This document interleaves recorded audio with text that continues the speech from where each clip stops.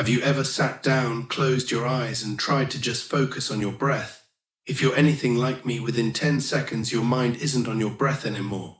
It's on what you're having for dinner, an awkward conversation from 3 years ago, or how much you want to check your phone. I used to go on quiet meditation retreats and spend the entire time sweating through my shirt, feeling completely exhausted. It felt like manual labor. I kept asking myself, why is something so simple so incredibly hard? It turns out we aren't alone. Studies show that our minds are drifting away about half the time we're awake, even when we are actively trying to pay attention. To understand why we get so easily distracted, we have to look at how our brains were wired thousands of years ago. Deep in our biology, we carry a primitive survival mechanism called reward-based learning. It relies on a simple 3-step loop: trigger, behavior, and reward. Imagine one of our early ancestors wandering around. The trigger: they see a bush of bright berries. The behavior: they eat the berries. The reward: their brain gets a rush of calories and sugar, signaling survival. The brain takes a mental snapshot of this and says, remember this spot and do this again next time. But as humans evolved, we started applying this survival loop to our emotions. Think about it. If you have a stressful day at work and you eat a chocolate bar, you get a temporary mood boost. Your brain registers this shortcut. The next time you feel stressed, angry, or lonely, your brain doesn't cry out for nutrition, it cries out for comfort.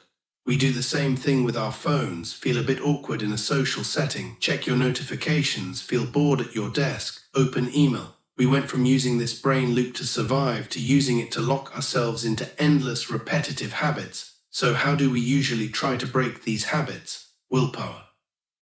We use cognitive control, the logical part of our brain, the prefrontal cortex, to tell ourselves, stop eating the cookies or stop checking your phone. But here is the catch. The prefrontal cortex is the very first part of your brain that shuts down when you get stressed or tired.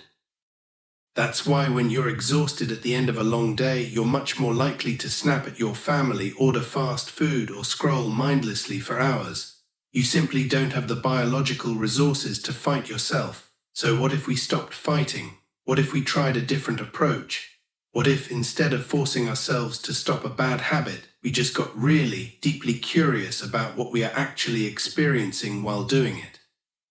In a study on habit change, researchers looked at smokers who had tried and failed to quit multiple times. But instead of telling them to fight the urge, the researchers gave them a bizarre instruction. Go ahead and smoke, but while you do, pay absolute close attention to what it actually feels and tastes like. One participant noticed, mindful smoking smells like bad cheese and tastes like chemicals. Yuck. She already knew intellectually that smoking was bad for her, that's why she joined the study.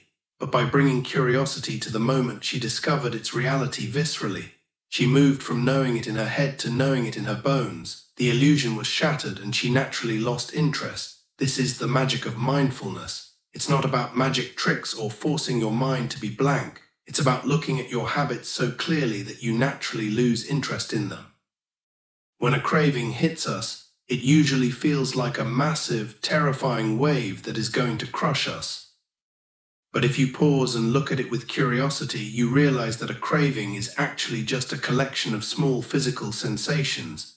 It's a tightness in your chest, a little bit of tension in your shoulders, a restless feeling in your hands. When you break it down, these sensations are small, bite-sized moments. They rise, they peak, and if you just watch them, they fade away. You don't have to act on them to make them go away. The science supports this.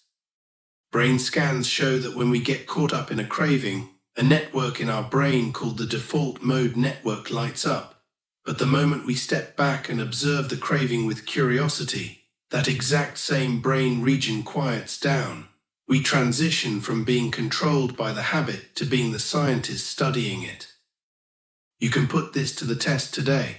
The next time you're working and feel that sudden compulsive urge to check your phone out of boredom, don't fight it, don't yell at yourself, just pause, take a breath and get curious. What does that urge actually feel like in your body right now? Is it tightness? Is it restlessness? Watch that feeling for a moment. You'll find that you have a choice. You can repeat the old, exhausting loop. Or you can step out of it, feel the quiet relief of letting go, and move on with your day. Give it a try. Thanks for watching, and I'll see you in the next video.